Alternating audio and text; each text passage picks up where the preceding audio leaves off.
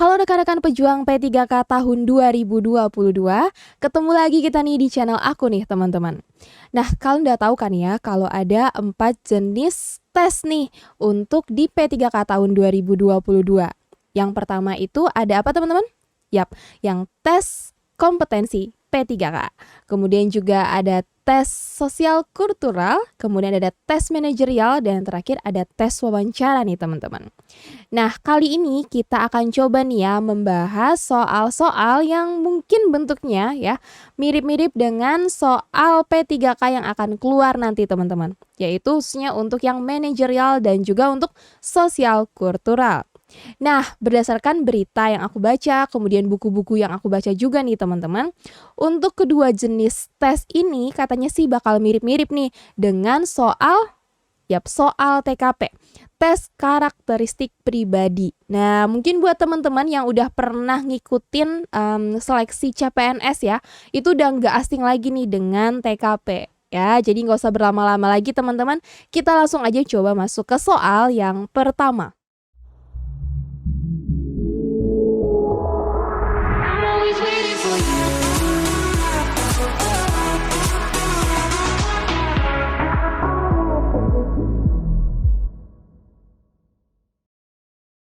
Dewasa ini persaingan sangatlah ketat untuk menjadi aparatur sipil negara. Bahkan semakin hari semakin bertambah jumlah pesaingnya. Sedangkan saya sendiri saat ini merasa masih belum mempunyai peluang untuk bisa mengikuti persaingan tersebut. Sebaiknya saya sekarang. Oke, kita lihat pilihan jawaban yang ada teman-teman. Yang A, menjadi TKI ke luar negeri. Karena di luar negeri hidup saya akan jauh lebih terjamin dibanding di dalam negeri. Coba yang B ya, meneruskan usaha orang tua yang masih berjalan. C, berwira swasta meningkatkan keterampilan dan pengetahuan atau bekerja di perusahaan swasta sambil menunggu perekrutan ASN berikutnya. Yang D, mencari modal pinjaman untuk membuka usaha. Ataukah yang E teman-teman? Mencoba bertani, berkebun, beternak, atau hal-hal lain yang bisa dijadikan mata pencaharian saya. Yang mana teman-teman? Oke, menurut aku dan aku yakin sih teman-teman juga setuju ya. Jawaban yang paling tepat itu yang C teman-teman ya. Berwira swasta dulu nih, terus meningkatkan keterampilan dan pengetahuan ya. Atau bekerja di perusahaan swasta sambil menunggu perekrutan ASN berikutnya. Gitu ya teman-teman. Jadi kalau memang masih merasa belum mempunyai peluang untuk bisa mengikuti persaingan tersebut, kalian jangan berkecil hati ya. Jadi sambil kalian bisa bekerja dulu di tempat lain, kita bisa mempersiapkan diri nih teman-teman ya untuk di perekrutan berikutnya. Oke teman-teman, jawabannya adalah yang C ya. Berwira swasta meningkatkan keterampilan dan pengetahuan atau bekerja di perusahaan swasta sambil menunggu perekrutan ASN berikutnya. Oke, kita lanjut nih ke soal yang kedua. Ketika muncul suatu masalah dalam pekerjaan yang ada, kaitannya dengan hal-hal yang menjadi kewajiban saya, maka saya A. Akan langsung bertanggung jawab penuh. Yang B. Membiarkan masalah diselesaikan oleh ahlinya. Yang C. Melihat terlebih dahulu nih apakah saya sumber masalahnya dan tetap akan membantu penyelesaian masalahnya. Oke, yang D teman-teman, tidak perlu ikut campur karena saya tidak diharuskan mencari solusi atas permasalahan tersebut. Atau yang E nih, mengakui bahwa itu kesalahan saya sepenuhnya. Menurut teman-teman yang mana jawabannya? Oke, yang C ya teman-teman, melihat terlebih dahulu nih apakah saya sumber masalahnya dan tetap akan membantu penyelesaian masalahnya.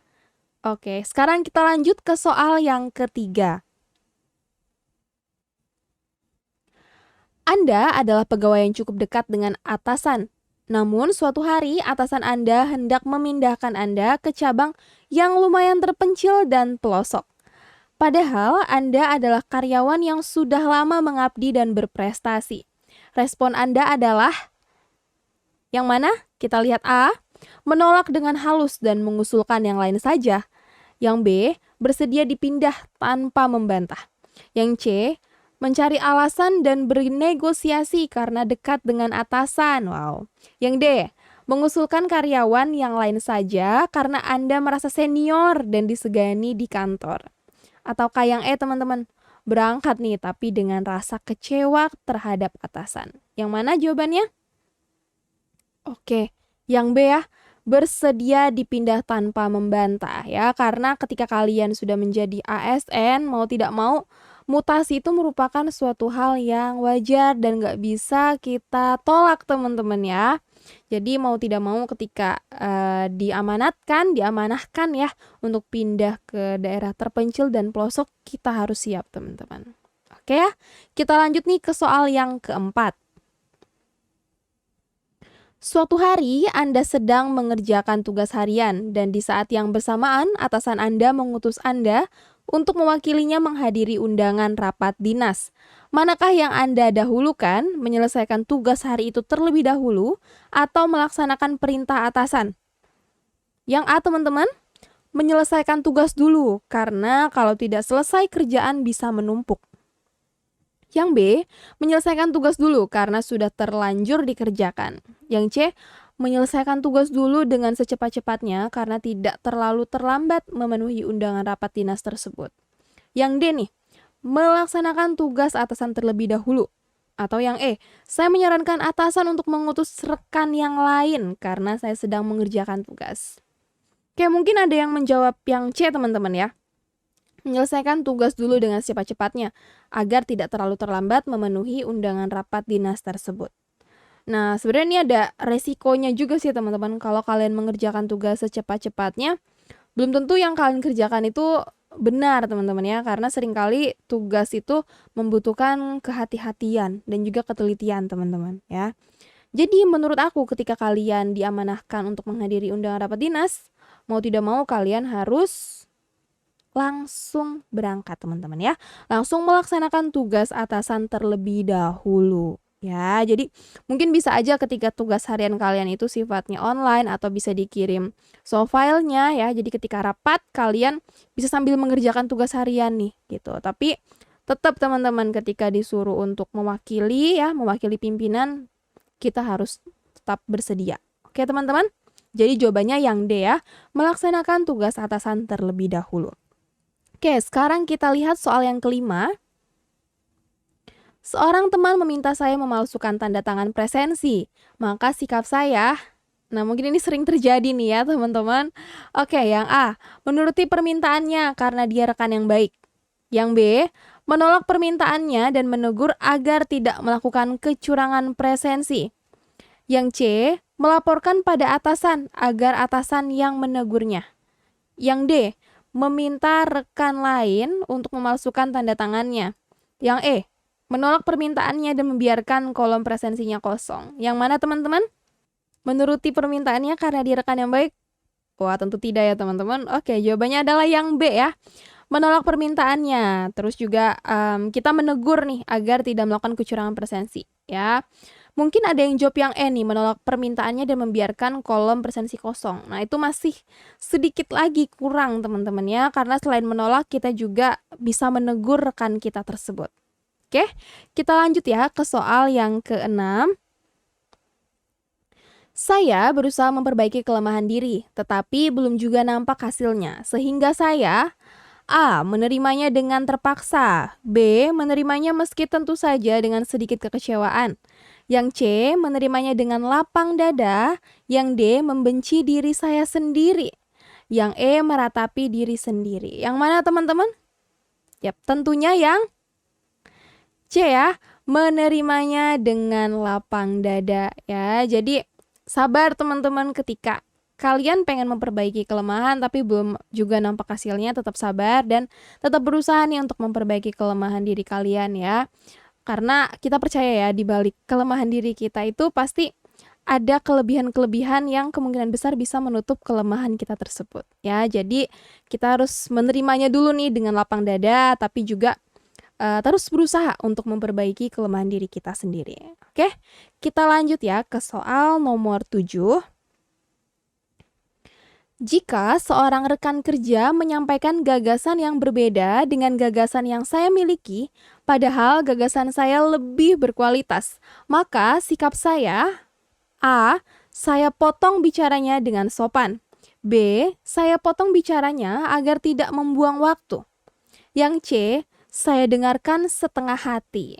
Yang D, saya persilakan dulu sampai bicaranya selesai. Yang E, saya tidak perlu mendengarnya. Yang mana teman-teman? Ya, tentunya yang D ya. Saya persilakan dulu sampai bicaranya selesai ya. Jadi nanti ketika ada perbedaan pendapat itu bisa diselesaikan dengan baik-baik ya. Dan ketika gagasan kita tidak diterima, teman-teman, ya kita harus menerimanya dengan lapang dada ya. Ataupun kita bisa mencari jalan tengah ya. Jadi kita bisa menggabungkan nih gagasan rekan kita kemudian dengan gagasan kita. Kita cari jalan tengah, jalan yang terbaik. Oke. Kita lanjut teman-teman ke soal yang ke-8. Sebagian rekan kerja pulang 20 menit lebih awal dari jadwal yang seharusnya. Lantas, bagaimanakah dengan Anda? Yang A, karena banyak yang telah melakukannya, mungkin hal tersebut tidak mengapa. Yang B, banyak yang melakukannya, sehingga saya juga pun melakukannya. Yang C, demi toleransi, maka saya ikut melakukannya.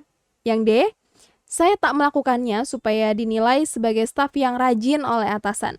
Ataukah E, saya akan tetap mengikuti aturan yang berlaku sehingga tetap pulang sesuai jadwal yang sudah ditentukan. Yang mana teman-teman? Yap, tentunya yang E ya, tetap mengikuti aturan. Ya, kalau yang D ada benernya sih, saya tidak melakukannya, tapi alasannya itu yang kurang tepat ya. Biar dinilai sebagai staf yang rajin oleh atasan. Wah, kurang tepat ya teman-teman. Jadi jawaban yang paling tepat itu yang E ya. Oke, kita lanjut lagi nih ke soal yang ke-9. Jika Anda mempunyai jadwal setelah pulang kerja untuk merayakan ulang tahun orang tua, tetapi atasan Anda mengajak untuk dinas keluar kota, apa yang Anda pilih? Wah, ini berat juga ya teman-teman ya ketika kita harus memilih antara ulang tahun orang tua dengan tugas dari atasan ya. Kita lihat yang A, ikut atasan dinas keluar kota. Yang B, ikut atasan keluar kota ya, dengan syarat diperbolehkan pulang lebih cepat. Yang C, ikut dinas tapi izin ke atasan untuk pulang cepat karena sudah ada janji dengan orang tua.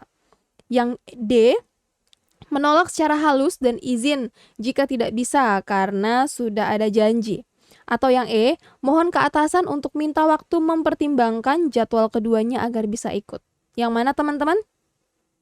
Oke, jawabannya adalah yang A ya, karena kita harus loyal kepada atasan teman-teman ya, harus amanah ya. Jadi kalau diajak untuk dinas keluar kota ya, kita harus ikut perintah atasan tersebut. Oke, kita lanjut ya ke soal yang ke-10.